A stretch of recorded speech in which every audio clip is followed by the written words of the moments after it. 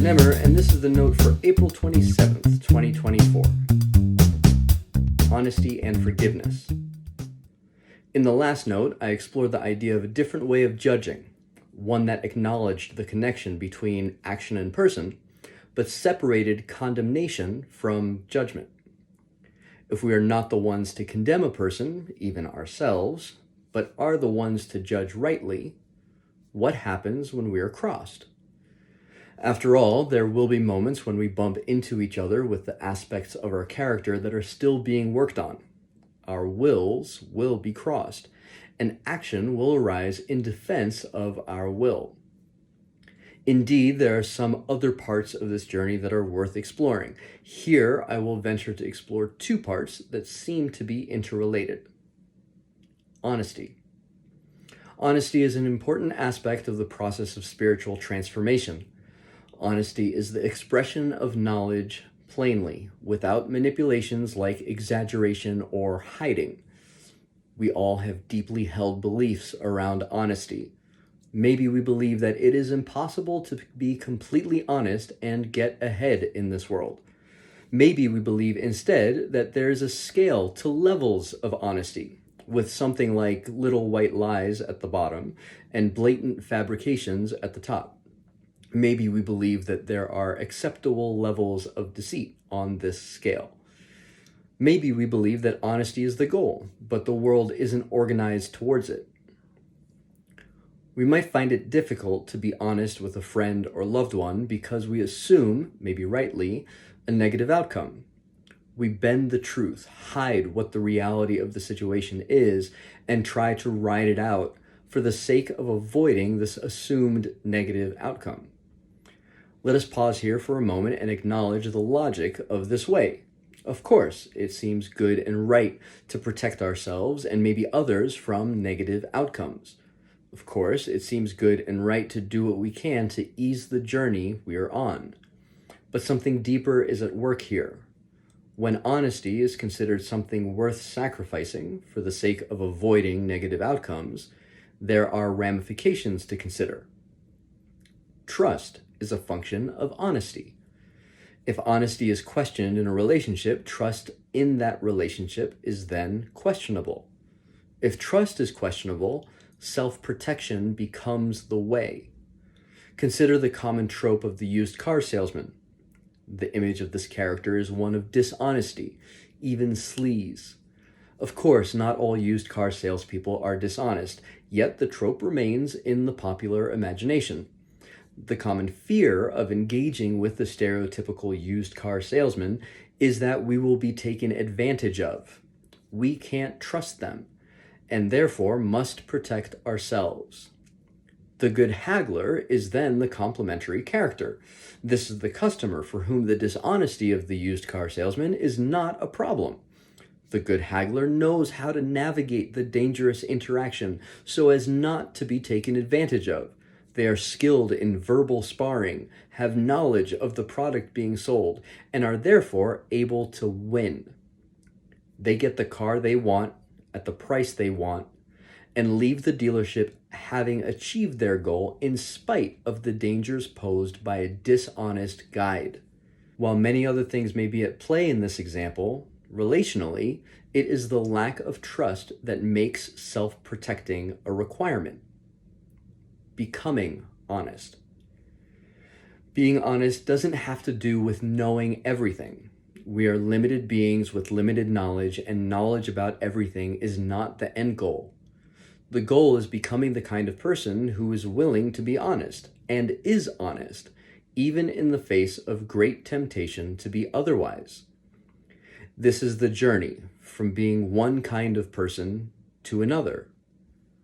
While we can't know everything, even about ourselves, we can begin by practicing being honest about what we do know. We can practice being honest in how we judge, especially our own actions. Our thoughts and feelings are another great place to start. In the model of the person that I use in my Spiritual Formation for Artists course, which I blatantly lifted with credit from Dallas Willard's Renovation of the Heart, our thoughts and feelings reside in the mind of the person. The mind is a part of the unseen landscape of our person that we have access to. We can observe our thoughts and feelings, and even have thoughts and feelings about our thoughts and feelings. Without going too far down that rabbit hole, taking inventory on the way we think and feel in certain situations and in response to certain ideas is a great way to practice being honest. Here, honesty means bearing the burden of who we find ourselves to be, good and evil included. Didn't expect to have particular thoughts or feelings? Judge rightly and don't condemn yourself. Being honest with yourself about who you find yourself to be sets the tone for the journey of spiritual transformation. We begin to resist hiding or excusing, but rather turn towards whatever we might be able to do for the sake of change. Without loving honesty, we willingly blind ourselves to the reality of our being. Maybe it's too hard to bear. Unearthing parts of ourselves that we would judge as negative can be a trying endeavor. There is something important to be said about the function of love, the existence and the receipt of it, in the midst of this whole process. Imagine exploring your inner person with someone who loves you, even as you discover the darker parts. Take a moment and really consider what that might look like. There's plenty more to be said about love in all of this, but considering love to be what undergirds the process of spiritual transformation is a key. Back to honesty. In looking towards the process of transformation, a time of dramatic change and encountering the unknown, what does honesty mean? Honesty means accepting what we are able to do and not do. Honesty means being able to say that we don't know the outcome of a series of choices because we're now living in a world that is posed for change.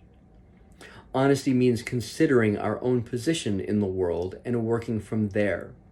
Not anything less and not anything more. No excuses, but forgiveness. If we are to be honest with ourselves, judging rightly, what happens when we are guilty of wrongdoing? Imagine thinking or feeling, even acting out, a response to a particular situation that you'd rather not. We might say, I didn't think that was in me, or I don't like that I was able to do that.